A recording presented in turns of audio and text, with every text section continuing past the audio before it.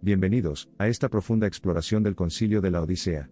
Este concilio, que describe una reunión antigua menos conocida que tuvo lugar en el año 360 después de Cristo en la ciudad de la Odisea, Frigia, tuvo un impacto significativo en la Iglesia cristiana primitiva y sus prácticas.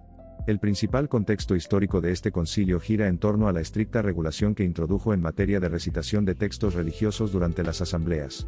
En esta narrativa, vamos a arrojar luz sobre los detalles de lo que se formuló, y cómo influyó en la trayectoria del cristianismo. El Concilio de la Odisea fue uno de los muchos concilios de la Iglesia primitiva, pero se destacó por codificar un decreto que dio forma a las prácticas litúrgicas de la comunidad religiosa.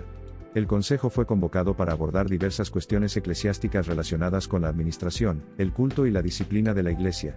En particular, decidió el alcance de los escritos bíblicos que debían leerse o recitarse en la Iglesia. El concilio estableció que durante las reuniones públicas religiosas solo se debían leer o recitar libros canónicos del Antiguo y Nuevo Testamento. Este fue un cambio significativo ya que ignoró el uso de la salmodia privada y otros textos no canónicos, enfatizando así una práctica litúrgica unificada centrada en el corpus bíblico reconocido. La resolución del concilio fue comprensible en el contexto de la lucha contra las herejías y las variaciones locales que causaron desunión en las creencias y prácticas dentro de la Iglesia. Al exigir un recital bíblico uniforme en las asambleas, el concilio buscó reducir la diversidad doctrinal y fomentar una mayor unidad eclesiástica basada en el canon ampliamente aceptado de las Escrituras. Esta decisión también tiene implicaciones interesantes sobre la autoridad y función del Consejo de la Odisea. Al prescribir cambios en las prácticas litúrgicas que tenían importantes implicaciones para la vida espiritual diaria de los cristianos, mostró un nivel de autoridad eclesial que ha sido tema de debate y estudio a lo largo de los siglos. Vale la pena señalar que el Concilio de la Odisea es uno de los concilios eclesiásticos con un estatus ecuménico poco claro. Significa que sus decretos no fueron universalmente aceptados por toda la Iglesia cristiana, pero representan avances importantes en la política y práctica eclesiástica local, iluminando la diversidad y el dinamismo del cristianismo primitivo. Aunque no era ampliamente conocido ni comprendido fuera de los círculos académicos, el concilio tenía una importancia marcada. Representa uno de los primeros intentos de estandarización de las prácticas litúrgicas cristianas, y revela la relación dinámica entre la interpretación de las Escrituras, la autoridad eclesial y las prácticas de adoración que caracterizaron los primeros siglos del cristianismo. El concilio planteó cuestiones más amplias sobre la naturaleza de las Escrituras canónicas, su importancia para la Iglesia y la correcta comprensión y uso de estos textos sagrados.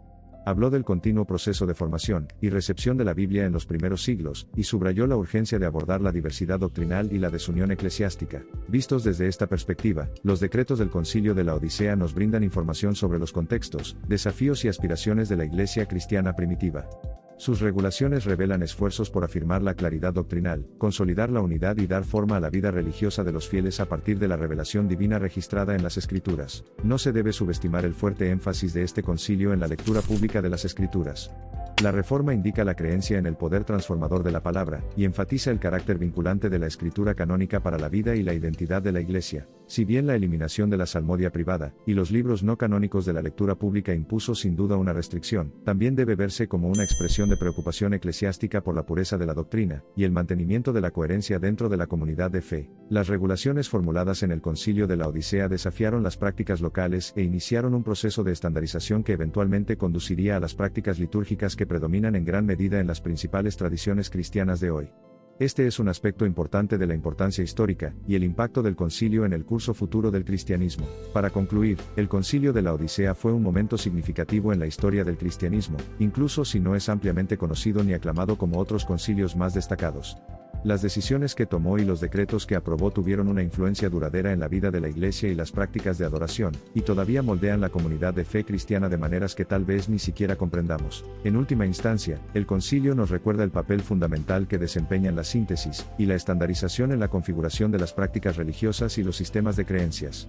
A pesar de los debates en torno a su estatus ecuménico y su contexto histórico específico, los decretos del concilio siguen siendo un marcador importante en la historia de la Iglesia y su desarrollo litúrgico. Más allá de sus implicaciones inmediatas para la liturgia, sus decisiones son indicativas de cuestiones más amplias relacionadas con la formación, función, autoridad y el uso de las escrituras canónicas, puntos de preocupación y debate recurrentes tanto en los círculos eclesiásticos antiguos como modernos. Continúan dando forma a discusiones y desarrollos dentro de la tradición cristiana. Desde esta pequeña ciudad antigua de Asia Menor, las decisiones tomadas por el Concilio de la Odisea resuenan a lo largo de los siglos. Sirven como recordatorio de la naturaleza cambiante de las prácticas cristianas, el papel de los contextos locales en su configuración, y la influencia de las decisiones históricas en la determinación del camino de la Iglesia. A medida que el impacto del concilio continúa repercutiendo, plantea cuestiones importantes no solo sobre la regulación de las prácticas litúrgicas y los textos religiosos, sino también sobre la identidad y el carácter de la comunidad cristiana. Implica que los límites que definen a esta comunidad están indeleblemente vinculados con el canon reconocido de las Escrituras y sus interpretaciones. En el fondo, el Concilio de la Odisea ha llamado la atención sobre la relación dinámica entre las Escrituras canónicas, la práctica litúrgica de la Iglesia, y la construcción y preservación de la identidad y unidad cristianas. Representa tanto los desafíos como las oportunidades que esta relación plantea para la vida de la Iglesia en todas las épocas. A lo largo de los siglos, los concilios como la Odisea han proporcionado una plataforma para que los cristianos luchen con tales cuestiones teológicas y eclesiásticas. Los resultados de estos debates continúan influyendo y dando forma a la vida de la Iglesia, recordándonos el proceso continuo de tradición mediante el cual los cristianos dan sentido a su fe y la viven. Al concluir nuestro esclarecedor viaje hacia las profundidades del Concilio de la Odisea, debemos contemplar su influencia. El concilio, a través de sus memorandos, afianzó un patrón de unidad bíblica que perdura hasta el día de hoy, demostrando esto que incluso los contextos locales más pequeños pueden tener consecuencias de gran alcance en el alcance universal del cristianismo. El legado perdurable de la Odisea no es el de la uniformidad por sí misma, sino un plan para la unidad y la diversidad dentro del contexto de cánones compartidos, lo que demuestra que a pesar de todo el debate que desató y los cambios que provocó, sigue siendo un modelo duradero. Testimonio de la historia y el desarrollo continuo de las tradiciones cristianas. Las complejidades y conclusiones del concilio han dado forma significativa al paisaje doctrinal y litúrgico de la Iglesia, proporcionando información valiosa sobre la textura histórica de la fe cristiana. A medida que aprendemos el dinamismo y el surgimiento de soluciones de la Cámara de Debate del Consejo, captamos la profundidad de la lucha y la determinación para proteger y hacer crecer la tradición simultáneamente. Si bien a menudo nos fijamos en los principales concilios ecuménicos y sus credos atribuidos, no olvidemos la Asamblea de la Odisea. Porque desde sus inicios, el intento de regulación de la diversidad litúrgica afirma la máxima apostólica de que el vino nuevo debe plasmarse en pieles de vino frescas, y esas pieles deben llevarlo a través del espacio y el tiempo. Así, al comprender el concilio de la Odisea, nos enfrentamos a la fascinante imagen de una iglesia cristiana en constante crecimiento y cambio que busca equilibrar la expresión espiritual dinámica con la necesidad del orden y la uniformidad necesarios para fomentar y sostener una sociedad cohesiva, comunidad de fe significativa. La Asamblea de la Odisea marca el comienzo de una era de regulación más estrictas que revelan una fase crucial en la evolución de la vida litúrgica cristiana.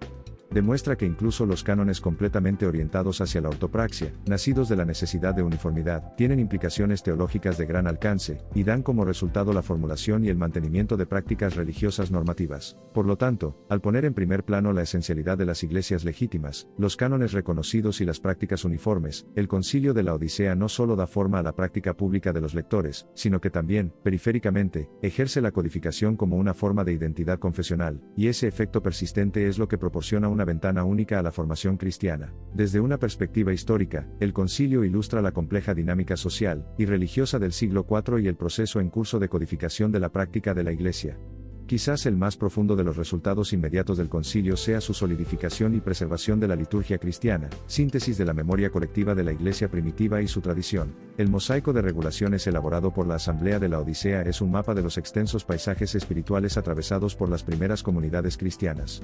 Nos permite reconocer las diversas formas de practicar y experimentar la fe cristiana que proliferaron en el inmensamente complejo y rico entorno espiritual del cristianismo primitivo. El Concilio de la Odisea demuestra que las decisiones sobre textos religiosos y prácticas litúrgicas no son puramente académicas ni están desconectadas de la vida cotidiana. Estaban, y siguen estando, profundamente arraigados en las prácticas y experiencias de la iglesia local, y de la comunidad eclesiástica en general y, por lo tanto, fundamentalmente entrelazados con su identidad. El Concilio de la Odisea pinta el cuadro de una época en la que la incipiente religión del cristianismo luchaba con su identidad, tratando de consolidar su base y crear una experiencia eclesiástica más estandarizada. Los decretos de este concilio sirven como testimonio de este tumultuoso proceso, y como principio rector para las iglesias contemporáneas.